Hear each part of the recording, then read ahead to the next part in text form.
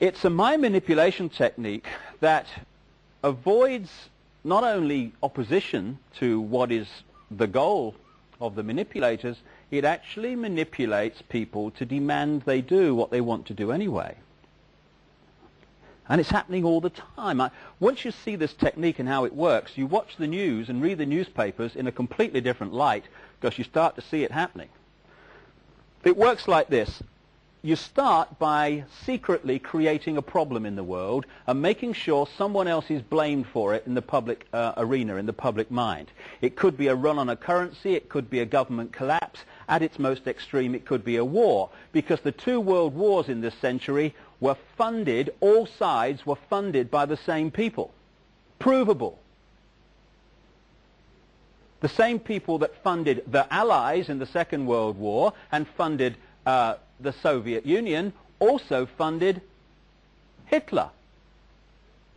Why would they do that? Why would someone want to fund all sides in a war? What is good is a war? Well, first of all, on one level, it makes vast amounts of money if you're lending money to all sides and you're also selling them lots of arms and all that stuff. But the fundamental reason for a war is to change the nature of post-war society. And what we saw in the First World War and the Second World War were massive global examples of problem, reaction, solution, which work like this. The problem's created secretly. You then use the media, which isn't difficult, to wind up public opinion in relation to your manufactured problem to the point where public opinion utters the classic words, "Something must be done, this can't go on," which is always followed by, "Give my power away, what are they going to do about it?" And at that point, those who created the problem and got someone else to be blamed for it wound up that public reaction, then openly in the public arena, in the parliaments of the world, in the newspapers and on the television, offer the solutions to the problems they have created. And in doing so, they get vast numbers of people to demand what they want to do anyway. For instance, if you want more cameras in the streets, crikey, they're going up all over the place in Britain. If you want more cameras in the streets, you want a more armed police force, you want more authoritarian laws, greater erosions of freedom, and you want the public to demand you do it, then get the public frightened of crime. Either let society break down so there is more crime, or emphasize crime to be worse than it really is in some areas. Get people frightened, and the first thing people do when they're in fear about something is they look for someone out there to protect them from what they're frightened of. So, get people frightened that they're going to be burgled, get people frightened they're going to be mugged in the street, and they'll demand you take the freedoms away. They'll demand cameras in the streets and more authoritarian laws. Yeah, there is a war on freedom.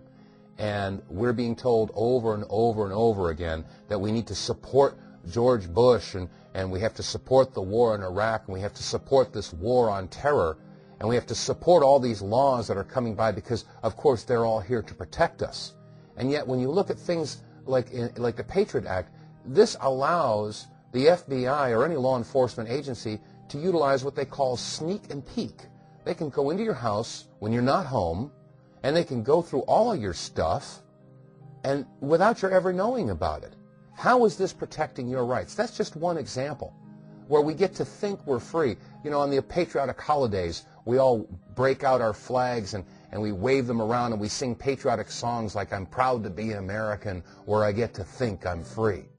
We have a program known as Echelon, where they listen to every telephone call, every email, record every fax here in the United States. And all of this is done by computers.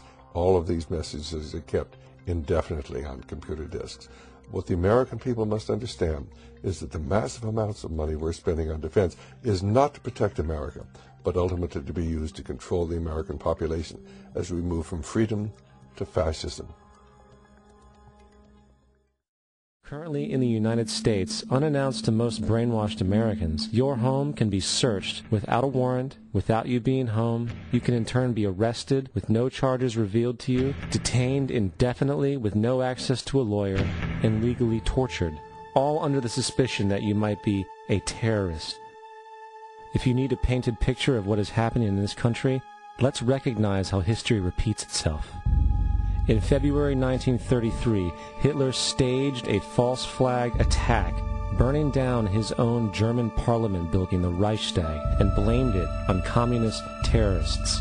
In the next few weeks, he passed the Enabling Act, which completely eradicated the German Constitution, destroying people's liberties. He then led a series of preemptive wars, all justified to the German people as necessary to maintaining homeland security.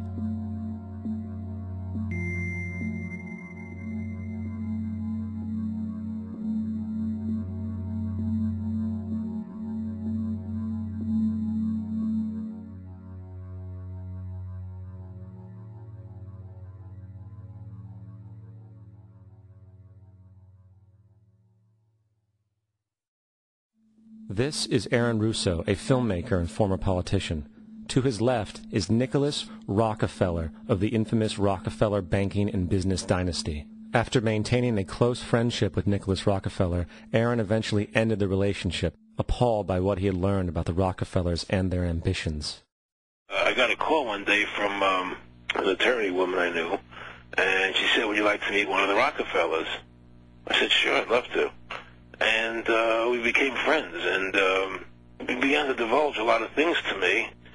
So he said to me one night, he said that there's going to be an event there, and out of that event, you're going to see we're going to go into Afghanistan, so we can run pipelines from the Caspian Sea. We're going to go into Iraq to take the oil and establish a base in the Middle East, and we're going to go into Venezuela and try and get rid of Chavez. And the first two they've accomplished. Chavez they didn't accomplish. And he said you're going to see guys going into caves looking for people that they're never going to find. You know, he was laughing about the fact that you have this war on terror. There's no real enemy. He's talking about how by having this war on terror, you can never win it because it's an eternal war. And so you can always keep taking people's liberties away. And I said, how are you going to convince people that this war is real? He said, but the media can convince everybody it's real. I mean, you know, it's just that you keep talking about things, you keep saying it over and over and over again, and eventually people believe it. You know, you created the Federal Reserve in 1913 through lies. You create 9/11, which is another lie. Through 9/11, then you're fighting a war on terror, and now all of a sudden you go into Iraq, which was another lie, and now they're going to do Iran. You know, and it's all one thing leading to another, leading to another, leading to another. Now, I would say to them, what are you doing this for? What's the point of this thing? You have all the money in the world you ever want. You have all the power. I said, you know, you're hurting people. It's not a good thing. And he would say, what do you care about the people for? Take care of yourself and you take care of your family. And then I said to him, what are the ultimate goals here? He said, the ultimate goal is to get everybody in this world chipped with the RFID chip and have all money be on those chips and everything on those chips. And if anybody wants to protest what we do or violate what we want, we just turn off their chip. Just turn off their chip. Just turn off their chip. Just turn off their chip. The goal of this manipulation, and has been for a very long time, is to get the world population, or that majority of it anyway, to see as a good idea, or the only option in given circumstances that are manipulated into place, the creation of a one-world government to which nation-states would be principalities, administrative units, a world central bank which would administer all financial transactions on the planet, a world currency which wouldn't be coins and notes, it would be merely electronic, cashless society for which there are fundamental implications for freedom, as we'll see as we go along tonight. A world army under centralized control with nation-state armies dismantled under the justification of seeking peace, and a microchipped population linked to a global computer, the latter of which sounds bizarre to many people on first hearing, except that we are ridiculously close to it and the technology already exists. That's right, microchipped. In 2005, Congress, under the pretense of immigration control and the so-called war on terrorism, passed the Real ID Act, under which it is projected by May 2008 you will be required to carry around a federal identification card, which includes on it a scannable barcode with your personal information. However, this barcode is only an intermediary step before the card is equipped